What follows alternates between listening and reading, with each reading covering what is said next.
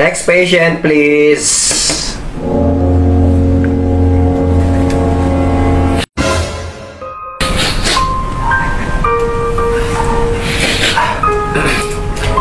Hello po. Ma'am, good morning po. Ma'am, tahan na po ha. Tahan na po. Ma'am, ano po ba ang pangalan mo? Opo, Doc, Abana. Si Ma'am Abana. Ma'am Abana. Tahan na po ha. Ano po ba ang problema natin? Ano po ba ang nararamdaman mo ngayon? Doc, sobrang stress na po ako, Doc. Hindi po nakain ang asawa ko, Doc. Ano po bang gagawin ko, Doc? Okay, ma'am, tahan po. Ma'am, problema lang po yan ha. Ang problema po, lahat po ng problema, mayroon po yung solusyon. Nandito po si Dr. A. Si Dr. A po ang pinakamagaling ng doktor sa planetang ito. Salamat po, Doc. Baka ikaw na po ang programang solusyon sa problema ko, Doc. No worries, Mrs. No worries. Okay? Dr. A at your service.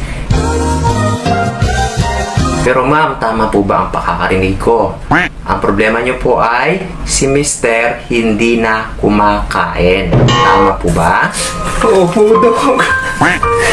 Sawang-sawa na daw po siya, Doc. Gusto niya naman daw po yung ibang putahe. Putahe. Mrs. don't get me wrong, no? Parang iba kasi yung iniisip ko, ibang nasa isip ko pag sinabing putahe. Ano po bang ibig mong sabihin, Mrs.? Sawang-sawa na daw po siya, Doc, kumain ng putahe ko. Minsan po, Doc, doon na lang siya sa kapitbahay namin kumakain. Mrs. I am a little bit confused, no, ma'am? Diretsuhin niyo nga po ba ako? Ano po bang pinag-uusapan natin? Yung putahe ko po, Doc. Kasi hindi na daw masarap. Hindi daw presko. Kasi alam mo yung ganun, Doc? Ano ba sekreto ng putahe ni Kumari, Doc?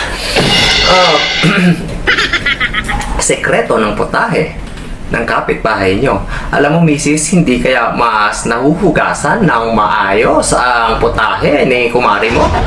Doc, hindi po ako naliligo araw-araw.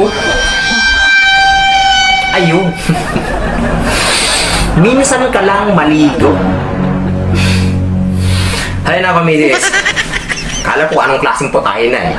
Alam mo, Mrs., alam ko na ang problema mo, no? Basic na basic to, Mrs. Ito po ang reseta ko sa'yo. Unang-una is maligo ka araw-araw. Okay ba yun?